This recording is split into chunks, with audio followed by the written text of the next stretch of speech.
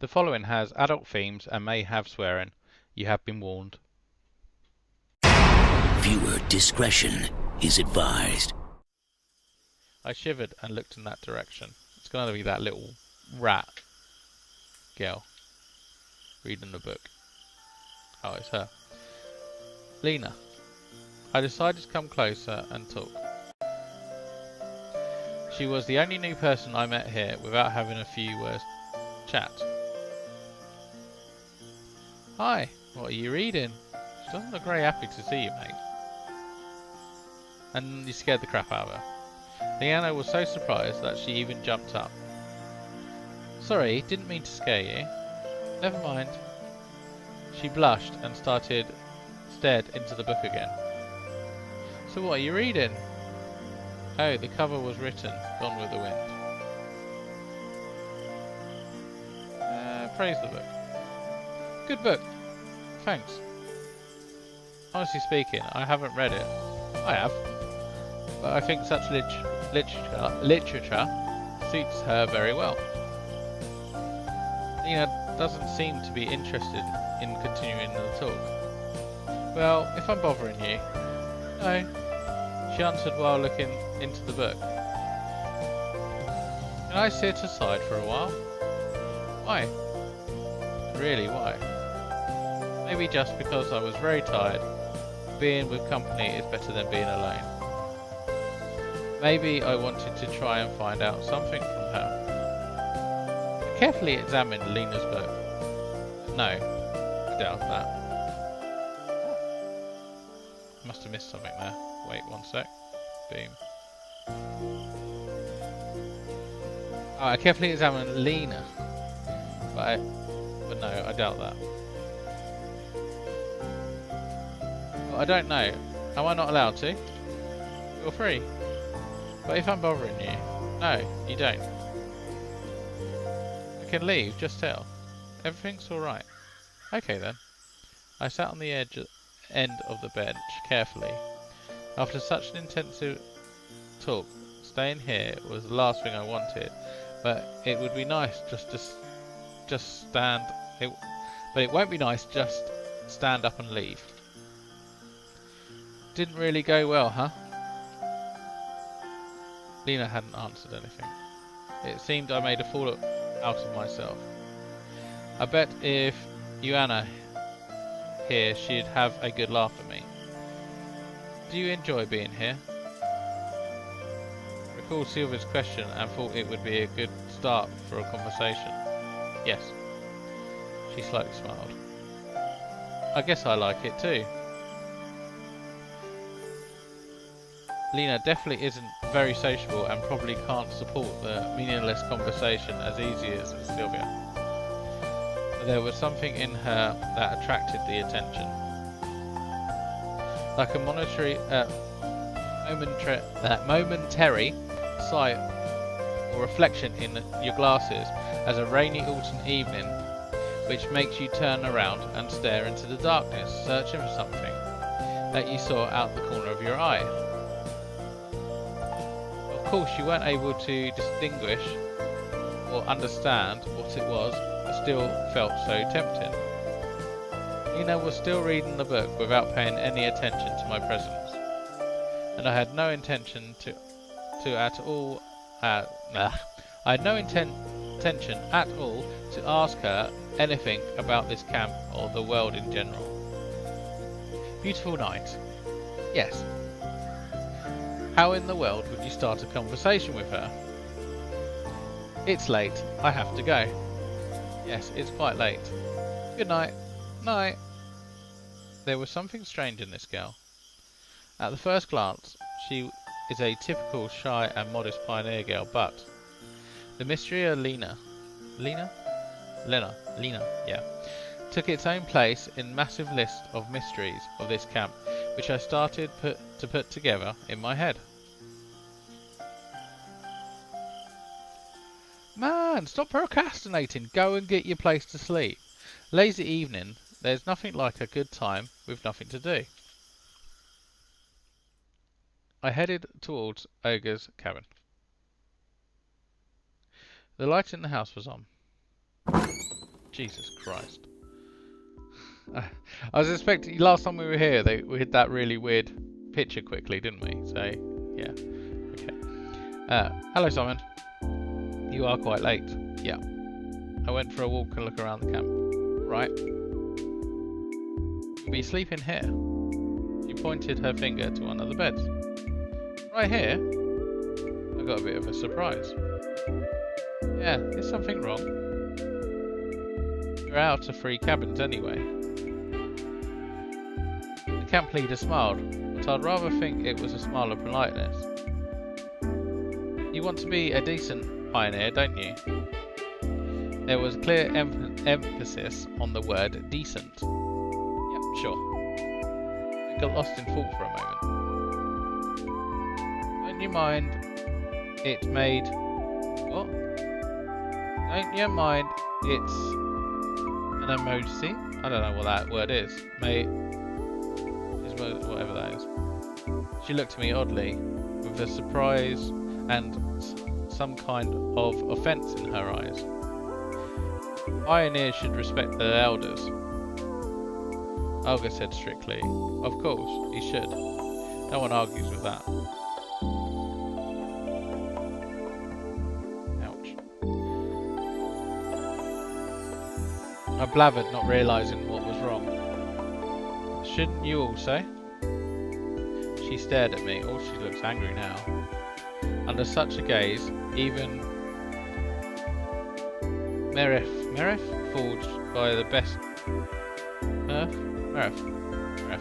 forged by the best of all masters from the deepest dungeons, would melt. Should I what? What's up? Tut. Nuisance and lack of understanding made me talk a level louder. You must address adults appropriately. Yes, of course. There are lots of strange things here. But this girl is just a couple years older than me. Or maybe even younger. But I decided not to argue. Well, just a few moments ago, I would never call her an adult. I have to admit that she was also given a strong character. In any case, I wasn't in position to argue. As you say, ma'am, I mumbled. Oh, I mumbled as well. That way's better. This is how a decent pioneer should conduct oneself. Fair enough. Ouch. Honestly speaking, I said ouch because I just banged my toe. Honestly speaking, I wasn't going to be neither a decent nor indecent pioneer. Just yesterday, I wasn't going to be a pioneer at all. But do I have a choice now? No desire will put you down with fire. No desire will put you down with fire. This is the motto Ogla was probably going to use.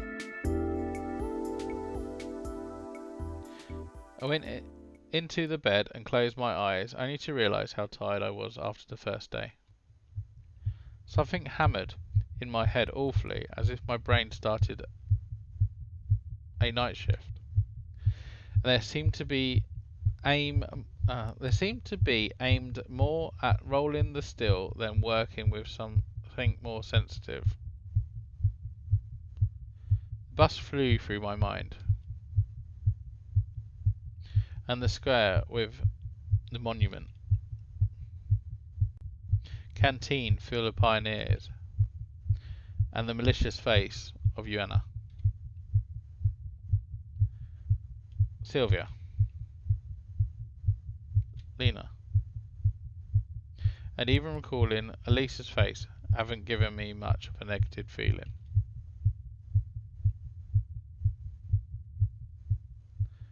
What if I'm here for good? Dun dun dun. Day 2.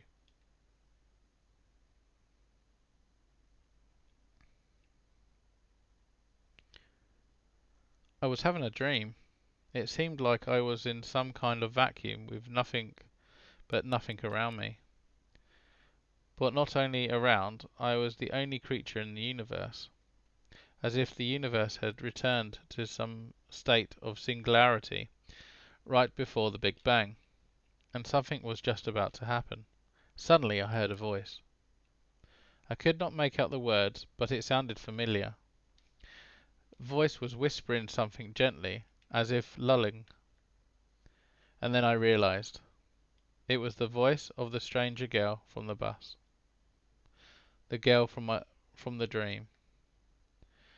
But what is she trying to tell me? Who is she? I woke up. Bright sunlight was hitting my eyes. It was almost noon. After stretching lazily on the bed and yawning, I started to recall the previous day. In a few seconds, all its events passed before my eyes. The bus, the camp, the local inhabitants. No, that's just wrong. Not the whole situation, not me being here. It was just wrong by default. My attitude towards what was happening here was wrong. Because yesterday I fell asleep here just like that, and before I chatted nicely with local pioneers. I even managed to come up with jokes. How could I be like that in such a situation? I should be frightened. Startled by every little rustle, I should be avoiding all contact with the potential hostile creatures. The last day's events were getting hazy, like a hangover. This really feels like a morning after a heavy drinking party.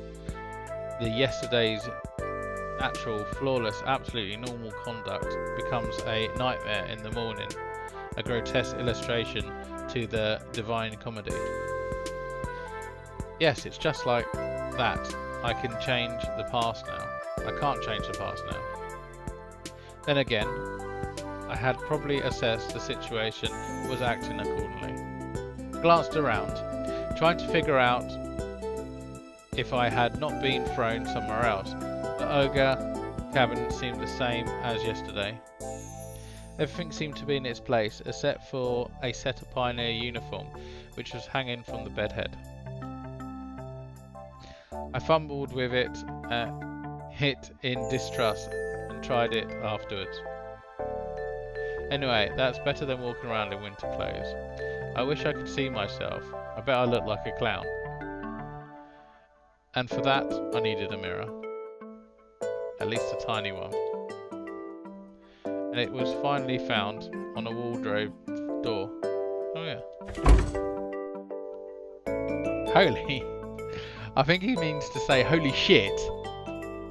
I was looking at the newfound pioneer and jumped away in surprise. He's got no eyes. There was some teenager on the other side of the mirror. He resembled me, but he wasn't me. Where did the weak stubble go? Week's stubble go? Where were the bags under my eyes? The slouch? The deathly fatigue in my face? Okay. It seems that I had not been thrown back. It seems that I have not been thrown back in time into a parallel reality, but instead simply changed bodies with someone else. Right, that's real simple. Such things happen every day. I took a closer look at this stranger and only then realised that it was actually me. It just wasn't the today's me. Maybe the one from between school and university years. Well, at least that's something. There you go. The person in extreme situation did fail to notice the elephant in the room. But the camp leader did. Camp leader noticed it, and last night she told me off for addressing her without proper respect. Ah, screw that. Doubt my appearance affects anything else. If the clock was not lying, the breakfast was long over. Oh well, I tried to find something from the canteen. It worked out yesterday with Sylvia, didn't it? Their memories made me smile involuntarily. The sun was shining brightly outside. Light breeze was blowing.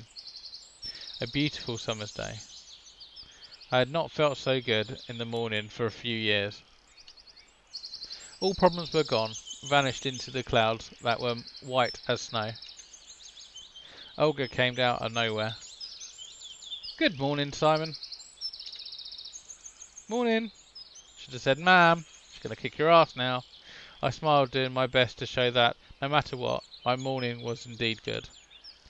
You only arrived yesterday, so I decided not to wake you up, but the breakfast... Never mind, here. Take this. She handed me something wrapped in paper. Judging by the oily stains, there had to be a sandwich inside. Oh, thank you. Now go wash yourself. I was about to leave. Wait a second. Olga quickly ran into the house and came out and shoved a small bag into my hands. Inside it, I found a toothbrush, soap, small towel, and something else.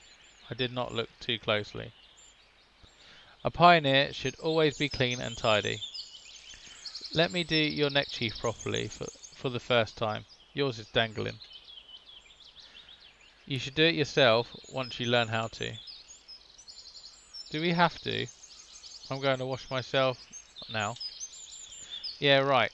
It could hook onto the tap and strangle me. Fine, later then.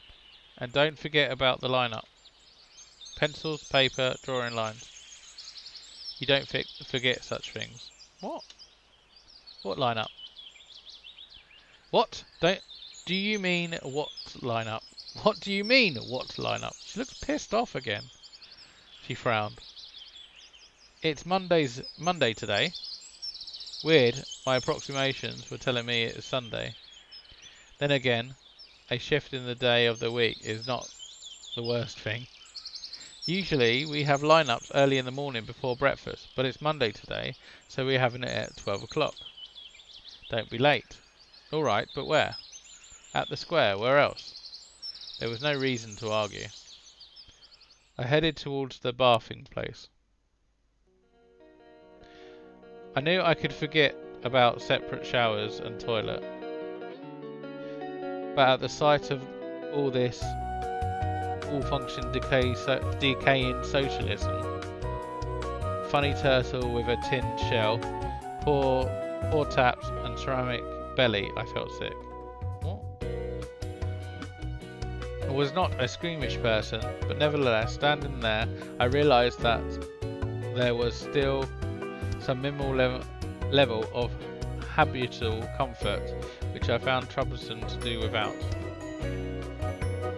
It's often like that. When you lose the things that you were ordinary and common, you suddenly understand how essential they were. Ah, screw this, if I had my own choice.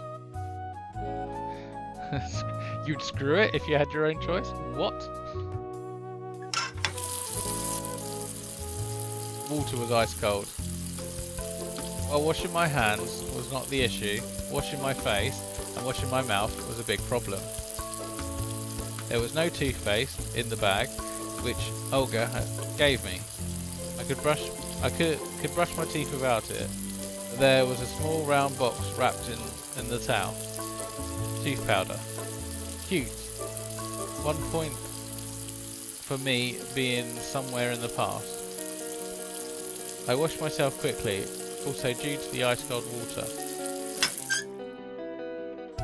Someone was coming quickly, more like running towards me. I turned around. It was Sylvia, dressed in a tracksuit. This girl probably looked good in anything, pioneer uniform, bikini, and probably even in a spacesuit. Hey there. Oh, hey-oh. I mean, what's that? Good morning. Yeah. Oh yeah, real smooth. Why didn't you come to breakfast? I overslept. I said it if I was proud about it.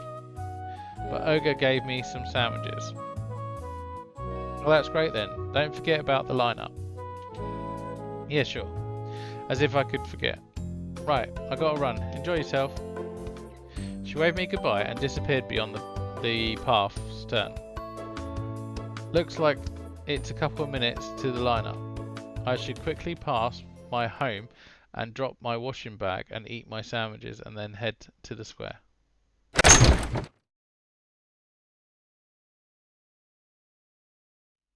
I swung open the door of the camp leader's cabin and rushed inside, as if jumping into the last cart of a departing train. Oops. It didn't turn out to be the best idea, because inside I found Ogre, who was changing. I froze on the spot, trying not to breathe. Finally the camp leader noticed me. Simon! I looked away immediately. Heard about knocking? Now get out. Yeah, that was real clumsy. Although I did like the sight. Ogre followed me out in a minute. Here, take this. Now it's your home too.